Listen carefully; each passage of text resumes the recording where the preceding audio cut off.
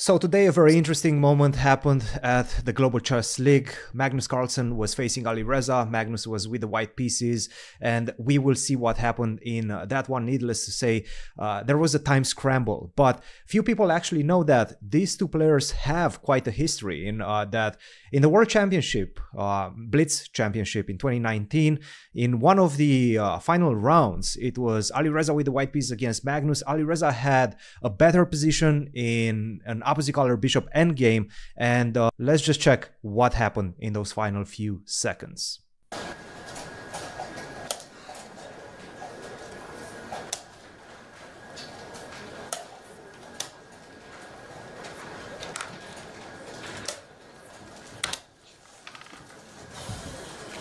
So Alireza flags with 3 pawns up. I do think the position was still a draw right now, a technical draw. Nevertheless, it is only Alireza that can play for a win.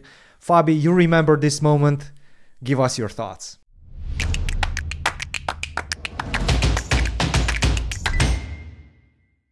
Yeah, it's well, he dropped the king for a brief second, and that caused him to flag. So actually, it's kind of interesting in Blitz because you have players who are they make a very fast movement with their hands, and then there's players who are a bit more deliberate. They probably think that they're playing quickly, but just their hand movement is a bit slower. And those players do tend to flag every once in a while. I don't know if Alireza is one of those players, but in this game, clearly that was the case. That he was moving more deliberately. You could actually see like Magnus's hand movement is very, like his hand movement from the piece to the clock is very quick, while Alireza is a bit more like taking his time, and okay, he flags. This was 5 years ago. Let's just preface it by saying that Alireza at that point was, I think, somewhere around like 16 or 17 years of age. So quite young. Maybe not a lot of experience. 15? 15. Maybe even 15? I'm not sure. Maybe even 15. Yes. Born in 2004 or 2003. Maybe he was born in 2003. Yeah, I think you're right. But super young nonetheless. Yeah, he was very young. He was more or less a top player. I mean, very close to it. Like, I think when I started playing him quite frequently was in 2020, and then he was already more or less a top player in 2020. And then 2021 he became like top. Like there was no more doubt about whether or not he was a top player. So, but here he was still breaking through. But certainly in Blitz, you could see he was competing on equal terms with the best players in the world. Very, very close to beating Magnus. Obviously, they were playing on the highest board, right? So he was super strong despite the fact that he was 16. And maybe he was a bit polite as well, because as you just clearly pointed out, he in fact lost on time because he got to adjust his king, right, for maybe half a second, and that cost him the game. Now, fast forward a few years to basically today, the time of the recording, and we've had a pretty cool match in the Global Chess League. Magnus with the white pieces this time against Alireza with the black pieces in a situation where there's no increment, and we'll discuss that at length later on in the video as well. But let's take a look at what happened. But there's a mate threat. Oh my goodness. If he takes this knight, he wants to take here and then pick up the last pawn. It will be a knight versus two bishops. That is an insane type of sequence there. He might be able to take it. He plays f5 though. There's a check he takes. He's calculated it out. No, it's a draw now. Wow. Insane. Unbelievable defense here. Can Firouzja hold this for his team? 14 seconds for him. Magnus has 13 seconds. Trying to flag. Unbelievable action here. Dirty flag's coming. Who's going to win? 10 seconds for both. Just don't let him take the pawn. He's saying don't let him take the pawn. Don't let him get close to the pawn. No, Magnus might lose on time. He has 5. Alireza has 6. Oh, the pieces are going. Oh my goodness, he has the queen now on the board. But what happened? Firouzja won on time. He wins on time. Oh my goodness. Oh my goodness. Wait, is that, there's a knight though. Wait, but there's insufficient. So there it is. Insufficient material at first. This is what they believe, but they soon get to the realization that you can in fact mate with a knight. And yeah, Alireza preserved that knight with his final move, knight to h4. Your immediate thoughts on that time scramble and the madness that we just saw? Well, yeah, I mean, it's a few things. So playing without increment is pretty rare these days for this reason exactly. I think most people are trying to avoid this sort of non-chess outcome, you could call it that. The other thing is that Magnus, of course, could have ended the game anytime he wanted by, for example, promoting his f-pawn and allowing the trade on f8, and the game would end in a draw. So when he made this decision, which of course was more or less a split-second decision not to make a draw at many moments, and said to try to, like, you could see Magnus was moving his king around, trying to sort of zugzwang black, trying to get the king to e6, trying to get it to h5 so that black gets in zugzwang, which he eventually managed. But to do this, like, he was thinking a brief period of time every single move. So it was costing him time, and he had a bit of an advantage at the start of it, but because Alireza was moving instantly and Magnus was not, that time advantage went to nothing and then eventually reversed. And it was, I mean, you can't criticize like these split-second decisions, especially ones that are based on, should I try to win in a position where, of course, objectively, I have no risk from a positional point of view. I mean, why does not risking? Black has only a knight. But the other thing is that, yeah, black does have technically sufficient mating material.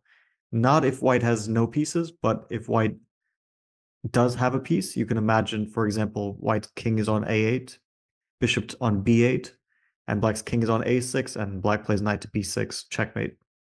If white has no piece to occupy the b8 square, then there's no way that it can, even if you try to get mated with white, you can't possibly do it. If you have a piece on the board, it may seem illogical, but you can suddenly lose. There is a legal way to do so, and therefore the result of the game is that Alireza wins. Now, I thought at some point that there was some sort of rule that, like, it has to be realistic. Right. Perhaps. But I don't know. I assume the rules are now that it doesn't matter if it's realistic or not. Obviously, it's not realistic that white will ever lose this. It would never happen in a billion years, but it is theoretically possible. It is theoretically possible to construct a position in a way in which allows black, in this case Alireza, to deliver the checkmate. So because he has the knight, that's possible. Which is, sure, maybe this was perhaps an instinct of his to play knight to h4. It's a very good instinct, obviously, because if you are not very much aware of exactly with pinpoint accuracy what the situation on the clock is, you just pick up the queen. You take on f8. But if you do realize that Magnus is perhaps the first one to flag, then you play knight h4 and try to win and try to get revenge of... I actually don't think it matters at all. Like, he was winning either way.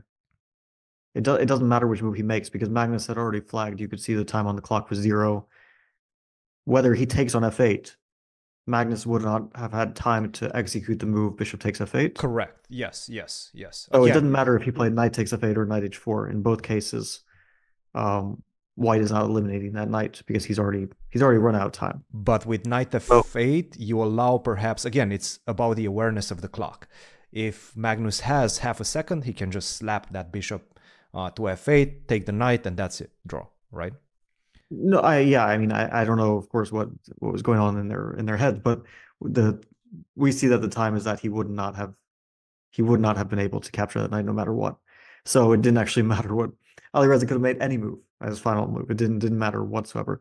I think he was not thinking about anything. He was just making a move, and I once had this against Grischuk in a match in 2017. We played a match with no increment, and one of the early rapid games, which was a very crazy game, and at some point he had a queen and 3 pawns, and I had a queen and bishop, and it was a draw. But of course, we're getting down to seconds, and he's trying to win because he's the only one who has, let's say, realistic chances to win. And so he's trying to win. And at some point, I realized that I will not be able to physically make any moves. So I just started giving my pieces away, and I start making very short moves. But I make a very stupid mistake at the end, which is that he has like 1 second left, and I place my bishop in a position where he can take it. So he takes my final piece, and it's a draw. And if I had kept my bishop, then he would have lost because he had a queen and pawn. Now, if he had just a queen, then you cannot legally checkmate with bishop against queen. There's no way. But because he has queen and pawn, he could promote to a piece like a knight or a bishop or an obscular bishop, which would allow potentially a self-help checkmate. Yep, exactly. But you need that pawn. So I would have potentially won. But of course, I wouldn't have been like super thrilled to win in a dirty way like that. The only thing is I wanted to avoid getting flagged myself. So I was just making random moves at the end. And I think instinctively I was just making moves that were kind of like short moves, like king moves or short moves, right? Queen moves to the opposite side of the board are not short moves. They take a bit more physical time to execute. But yeah, just a silly anecdote about one of the few times that I've played no increment over the board and had a situation more or less like this, where one side is getting flagged and the other side has no pieces, basically. And here we go. This is the time scramble between Grischuk with the white pieces and Fabiano from the 2017 champions, chess down, which Fabiano just mentioned. And as you can see, Grischuk 4 seconds on the clock against 5 seconds for Fabiano. And at this point, Fabi decides that he doesn't want to make any good objective moves, but rather just flag his opponent.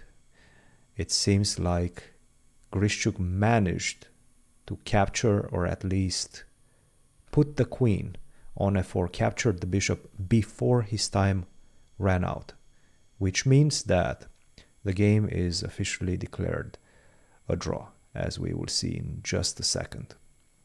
Obviously, they're still talking with the arbiter right now.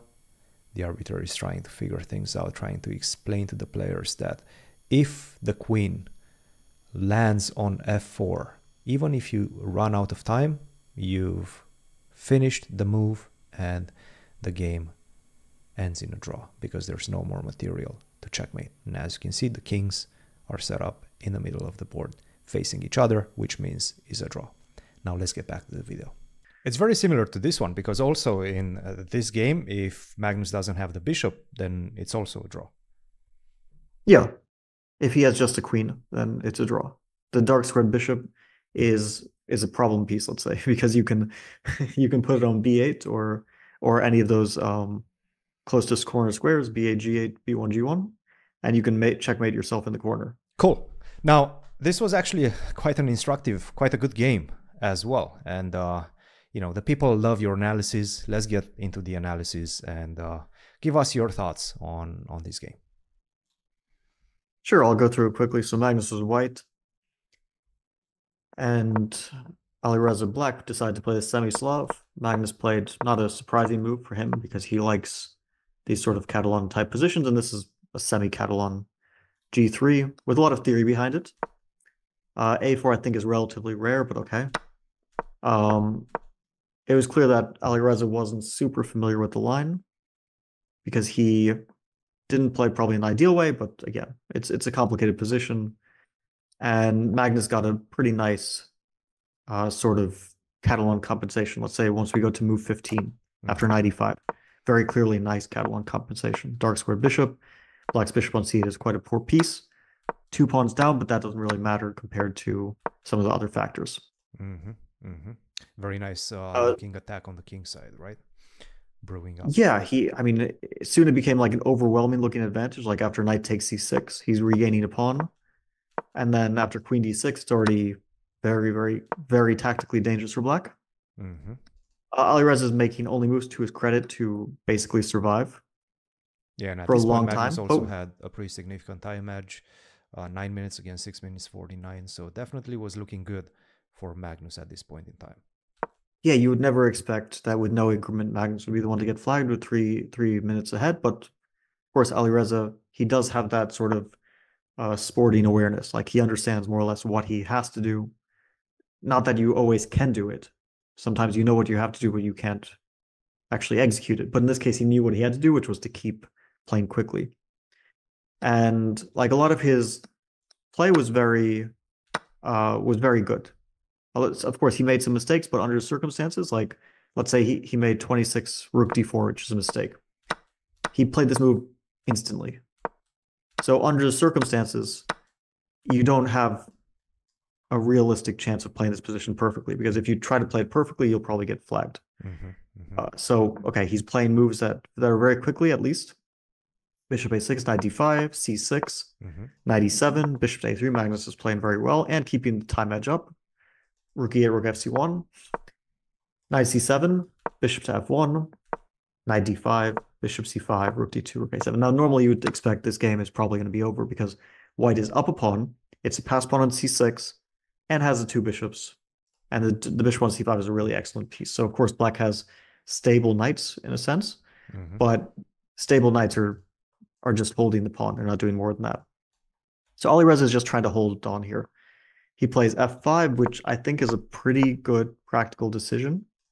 Like he's not losing on the spot. He's trying to create some counterplay. Of course, ef6, gf6.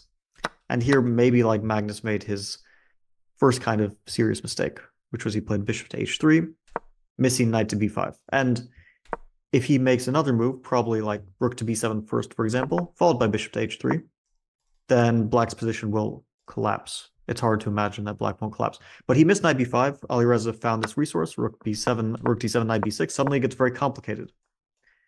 And okay, Magnus played bishop f4, maybe not the best move, but already at this point, time is definitely in the forefront of their minds because they're thinking... Chess.com is giving bishop f4 2 exclamation marks. Yeah, but Chess.com does this thing where it's like a sacrifice and it's a decent move. Suddenly it's brilliant. Like, it's not really a sacrifice. I mean, bishop f4, knight d7, bishop d2, so you don't sack the rook. Of course, rook b1 was better, but like Magnus made this move bishop to f4 within 10 seconds, so he was already thinking about the time. Yeah. And that's why the quality is not as high as it would normally be. With increment, I think Magnus spends a bit more time here. Yeah. So they trade, and then they get this position, which should, of course, be a win. White has a pawn up and the two bishops. So both of those are pretty serious advantages. On the other hand, all the pawns are on one side, so it's not like it's going to be easy to win. And black has defended the h6 pawn with king to g7, so it's really not easy to win this. Like, I would say, objectively, it's for sure winning. But it's going to take some work. And actually, I'm very surprised with this move 45 bishop g2, because one of the things that you have with two knights is that very often they can become immobile. And if you play the move 45 bishop to a6, you immobilize the knights. If one knight moves, it loses the other knight. That's super nice.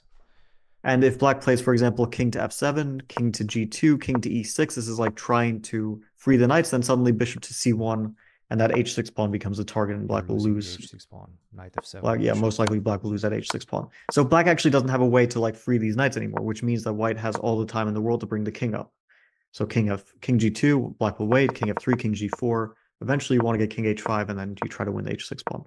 So I think if he had played bishop a6, yeah, probably like 99.9% Magnus wins, but he played bishop g2, Alireza again. Whenever he needed to find the kind of only move, then he finds it. So knight c4 or knight b5, it's more or less the same thing. Now his knights are free again, which means that white has to work very hard again to win this. And now the time is still Magnus is up a minute, but it's getting to that point where both sides will have to think very seriously about getting flagged. And I would say psychologically, Magnus was, well, Alireza was definitely in a better place, given that his position was completely busted out of the opening into the middle game, into the end game. And then obviously even that bishop to a6, if he spotted it. It must have felt quite good at this point for Alireza to be in this situation with Magnus down to his last 2 minutes 20. Yeah, I mean, more or less the emotions of a person who, let's say, sees bishop to a6, or if my opponent plays this move, more or less I'm resigning soon. And that's kind of a sort of hopeless sort of feeling, like a sinking feeling. And when you get over that, suddenly you start to feel like, okay, maybe I'll survive this game. So anyway, Magnus starts to push f4, knight f7, king f3, knight to c5, king to e3. Of course, he could have played g4. It was more direct, but anyway, at this point we can't really criticize decisions because they're playing really quickly. Yeah. Knight d6, g4, knight to e6. There's absolutely zero chance in a million years that someone plays the move h5, which is a pretty good chance to try to hold, but like zero. I mean, h5 never comes to mind. I can't. It's very concrete. It's like g5, knight f5, and then just white can't like escape the checks because king f2. There's like knight to e4 at some moment, king g6 and knight e4. So anyway, knight to e6. Bishop to a3, knight to f7, black is getting pushed back, king e4, h5 now, probably out of pure desperation because I think Alireza saw that bishop c4 is coming, then king to f5, and then at some point he's just going to like bishop to e7 attacks f6, and at some point it'll all fall apart. So he played h5, probably with the idea that gh5 there's f5, and Alireza is of course a tactical player. He was looking out for tactics like this. That's very nice. Actually. Bishop c4, excellent move, knight d8, gh5. I think this is a poor decision because g5 is one of those moves where you keep the structure intact, so black just kind of loses without much fuss. Like at some point black takes, white can take back either way, but fg5, and then at some point you give a check on b2, and the king and the knights just get in each other's way, and at some point white will invade with the king at king f5, king g6, and so on. So okay, gh5, it's not like a mistake per se, they both win, but it is a practical mistake.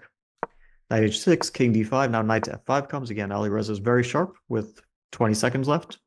Bishop d3, knight h4. Now we're already in probably drawing territory for one of the first times in the entire game. Bishop to e7, knight to f7. I think knight g2 is impossible, but okay.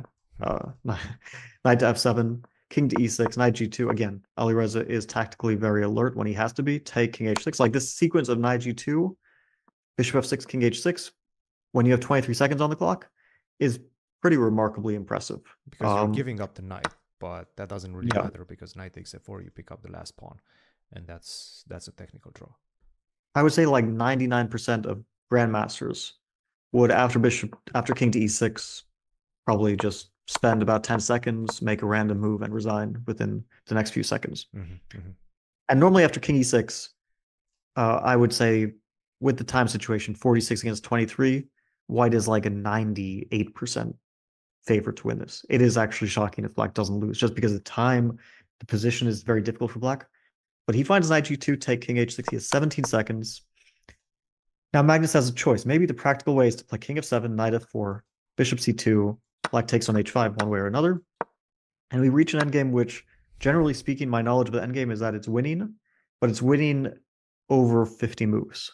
Like with absolutely correct. Okay, this is actually news to me. I said I think again, these things generally depend on the position of the pieces, but usually, from my understanding, is that like from black's best position, white needs to take, I think, around 75 moves to win, and so it interferes with the 50 move rule. So from one point of view, like with perfect play, white will not win before reaching that 50 move marker where it's declared a draw. Given that we have the Nalimov databases, right, table bases right now, and it's kind of, well, it's very precise to know exactly which endgames require how many moves. Should we amend the rules as they are right now and maybe add an amendment to it saying that this particular endgame, you have 75 moves to actually try to win it? Because I don't think so, because it sounds a little bit silly, right? It's completely practically irrelevant. Nobody will play this position anywhere close to ideally with either color, with either side. First of all, because it's completely impossible unless you are not even an engine, but a table base, which is not an engine. That's just a mathematical, just an algorithm that knows the perfect moves. An engine would not figure this out because you can't brute force your way through it, as far as I understand. Or at least like a Stockfish 17 running on powerful hardware can't brute force its way through it. So again, I'm not an expert on table bases, but humans certainly cannot come anywhere close to playing perfectly. Probably from the very first moves, they'll start to make mistakes. And also, the endgame happens so rarely. Most likely, you win with the two bishops because black just blunders at some point, especially if both sides are low on time. Especially with the time situation, that was probably the best decision, practical decision. Yeah, I think he would just flag him. I mean, he's almost up 30 seconds. But here's the thing, like Magnus played f5, and he took about half his time. So he actually wanted to kind of win this position objectively. And I mean, king f7, knight f4, it's like, yeah, it's winning sort of objectively. I don't know how you want to describe it. More or less, Magnus would be flagging Alireza here. Yeah. So maybe Magnus didn't want to do that.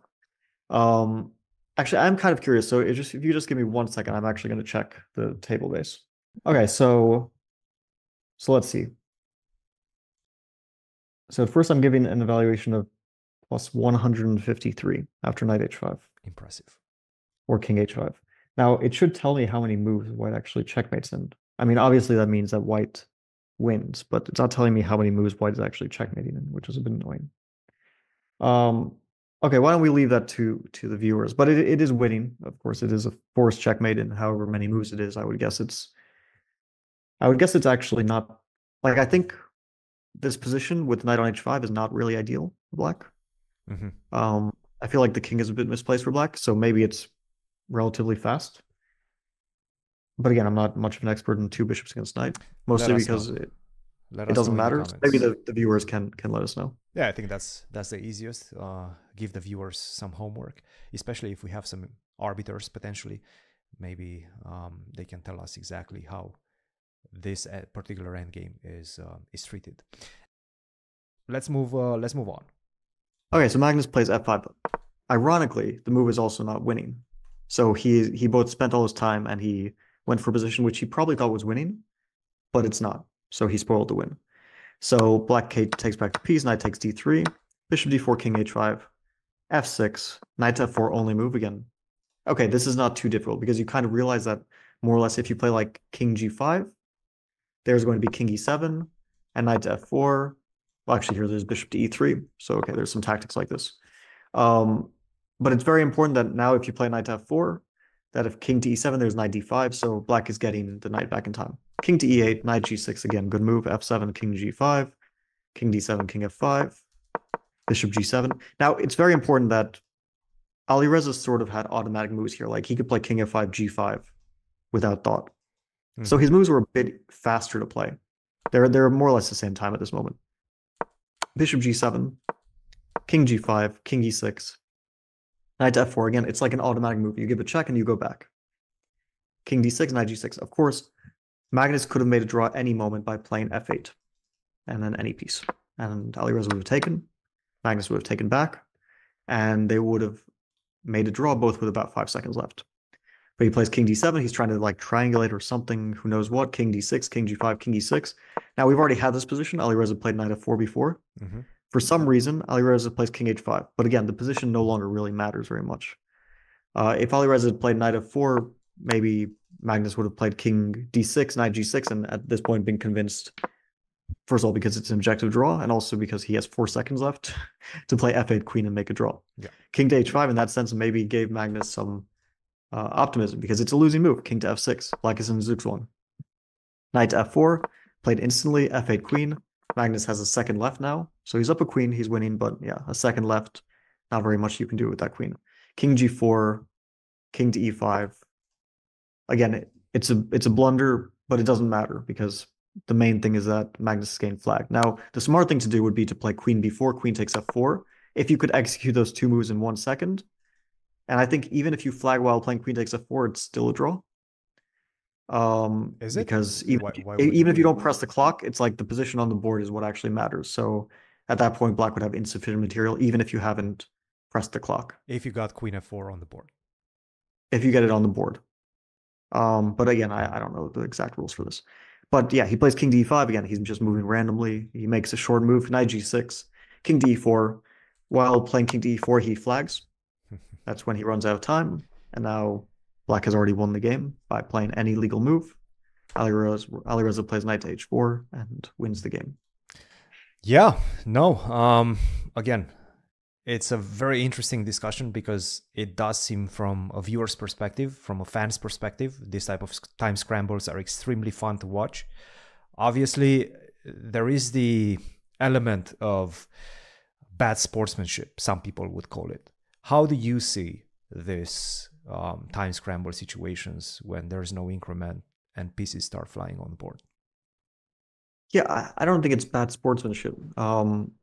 because it's just the rules of the game. Magnus could have also made a draw any moment he wanted by playing f8 queen.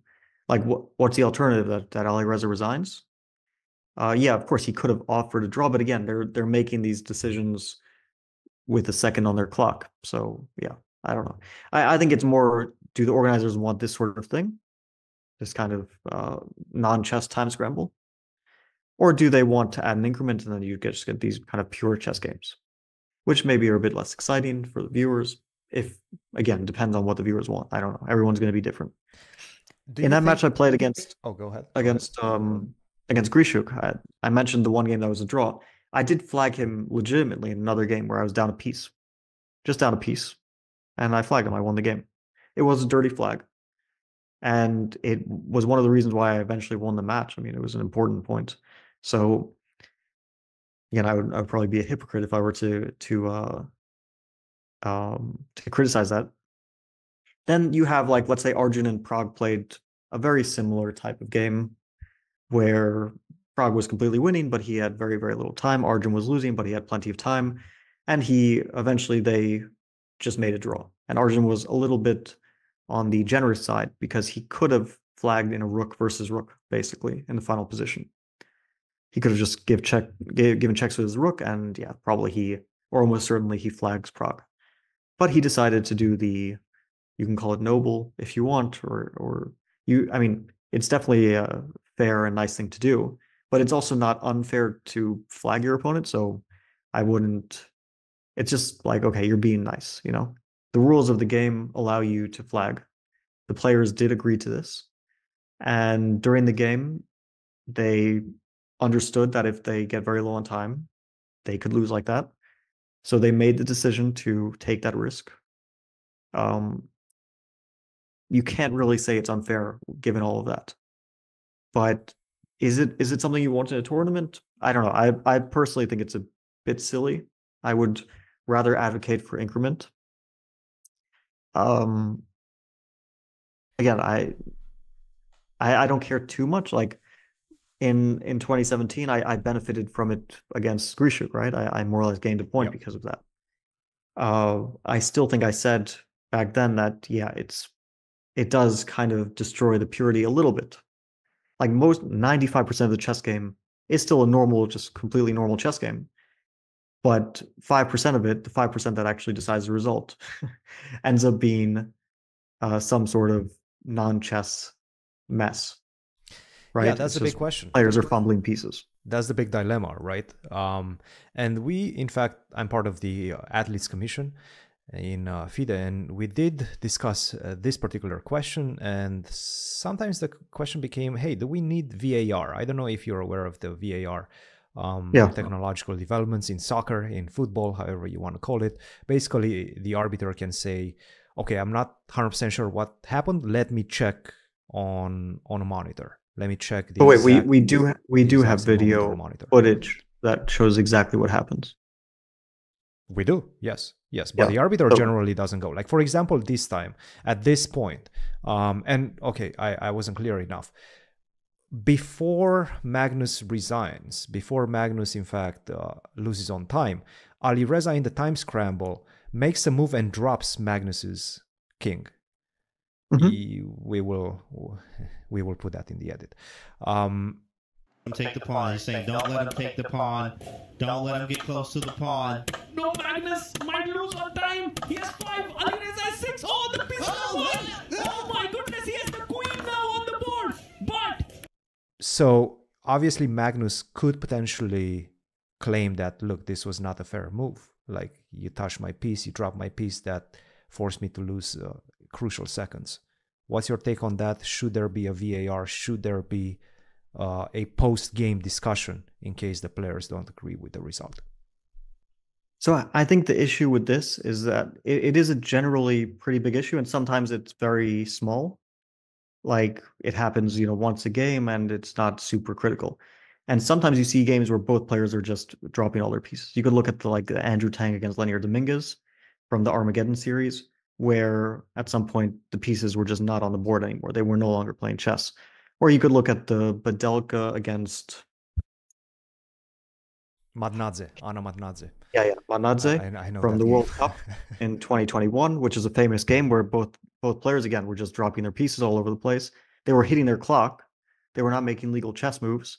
The arbiter was not intervening because, with all due respect, actually not really with all due respect, like chess arbiters are 95% completely useless, and they have no idea what they're doing. There are some good arbiters, but 95%, I think that's probably fair, are just like they have no idea what they're doing, and they just look at the game and they don't intervene whatsoever when illegal moves are being played. So, of course, the responsibility also falls on the player a bit. I think players should try their best to place their pieces. I remember there was also another case where it was again this Armageddon thing, because Armageddon with no increment lends itself very much to these sorts of messy time scrambles. And it was again Dominguez against this Peruvian player. It's quite a good blitz player. Renato Terry? Yeah, Renato Terry. And then at some point, like it's a time scramble, and Renato Terry places his knight, I think from e6 to d4. It's clear that the knight goes from e6 to d4, but then he kind of moves it back to e5. So then it's between two squares, but it's more on e5. And knight to d4 is actually a check. And so what do you do then? Lanier, who didn't realize where the knight was and thought it was on e5, because he probably didn't have the awareness, and like he was no longer looking at the board. It was just kind of crazy time scramble and just moving randomly. He thought that the knight went to e5. He probably didn't even look at where it was originally, because obviously it can't go from e6 to e5. And he just thought, oh, knight e5, and it's not a check. So he makes a move, not with his king. And then Renato Terry flags, runs out of time, but also says you made an illegal move. But he also made an illegal move. And okay, I think the result, which to me seems fair, but I'm not an arbiter. I wouldn't know exactly how to rule this. But it seems to me that it's fair because Renato Terry made what's basically an illegal move. Like you have to place your piece where it actually is going. If you place it on e5, you didn't complete a move. Knight e6 to e5 is not a legal move. You can't say I meant to go to d4, right? So that's my understanding of it. And Lanier was declared the winner. But again, it's very often these things are decided by arbiters who don't know what they're doing. Very often they don't intervene during the game when they should, and so they wait till after the game when both players have made illegal moves, and then it gets very messy to decide who has actually, like, when should the game, who should be declared the winner? Should the game be restarted? From which point? Who made more illegal moves? And so on and so forth. But for this, arbiters would actually have to be very present and attentive during the game, which they're not. And also they would have to understand chess better, which very often they don't. Because very often they're just not very good chess players. And again, some arbiters are good. Like I've dealt with some very good arbiters too, and they know the rules and they make good rulings, and they're attentive during games and so on. But very often a lot are just completely clueless. And so anyway, sorry, go on. No, go ahead. Finish your thought. No, I think I more or less finished it. No, I just wanted to sort of complete that tangent that you just put us through, because I feel like it should be the responsibility of the arbiter to intervene when these type of situations happen. Let the game finish and then go back to the monitor and see exactly what happened, who started the whole time scramble, who started throwing pieces first, and things of that nature, and make your decisions based on that. Right now, I think the monitor is only used if you file an official complaint. Like the game is over, you file an official complaint, and then basically the arbiter will take a look at the monitor and see exactly what happened on video. But I feel we should have that regardless. Like, for example, in football. That's fair. Right now, the arbiter goes to the monitor whether he has decided. It's not the players who are like, sure, the players are often complaining, but it's not generally the players that dictate this. It's the arbiter that says, hey, I don't know exactly what happened. I need to check on the monitor. So I feel like we should have that in chess as well. I think, and for example, like from my understanding, if let's say Alireza drops one of his pieces or his opponent's pieces, and then doesn't correct it and instead presses their clock, then from my understanding, more or less this is a legal move, and Magnus should get 2 more minutes, which of course means that Magnus wins the game. And maybe in general, this would kind of encourage players to, because most players are pretty messy when they play. Yep. Like they're, especially low on time, you see it very often that pieces are dropping, they're not adjusted properly, they hit the clock before completing their move, more or less, and so on and so forth. And maybe it would encourage players to be a bit more conscious of that and to play a bit cleaner. But I don't know if you can actually manage it realistically if you have no increment, because you might just lose. And also, I don't think that a chess game should be decided by who has better hand-eye coordination, so who can kind of make their move and then not like hit any other pieces with their arm, and also not drop pieces on the way to the clock, and so on and so forth. Also because, like, yeah, when you're pressing the clock, that's when very often things happen. I had this case also against Hikaru once, where I promoted a pawn, and then I went to get a queen to complete the promotion. So I put it on the back rank. I went to get the queen, and then I put the queen on the board, and then I tried to press my clock, and I realized my clock was already pressed. And then in the confusion of everything, the arbiter, I forget who it was, maybe it was Tony, maybe there's even multiple arbiters, thought that I had kind of pressed my clock and then replaced the queen, which means that it's an illegal move, because you have to, like, putting a pawn on the back rank is not a completed move. You have to decide which piece you want, replace the pawn with the piece, then press the clock. But what happened is that on the way to getting the queen, my arm just brushed the button by accident. It was a pure accident. And so the game just continued normally once they checked the video replay. And then eventually we drew the game. It was against Hikaru in a match in 2015. Maybe people can look it up. But I think if they hadn't like looked at the video and changed the ruling, I would have lost the game. But I had a very, very strong feeling that I didn't press the clock, that it was just some sort of like accidental touch. And I think accidental touches like that are not like considered real moves. It's just like you can't really blame someone because they press the clock by accident, right? Yeah. So anyway, they made the ruling that the game continues normally, and so it did, and it was a draw eventually. Cool. All right. I think we touched upon a lot of angles regarding this debate. It's a pretty important debate, especially if we move as a chess community towards tournaments which don't include the increment, which could very well happen.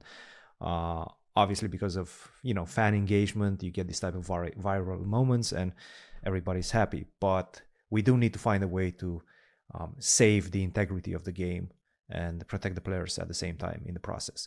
Anyway, let us know what you think about this situation, whether you enjoyed this format of episode, and we'll see you in the next one. Cheers.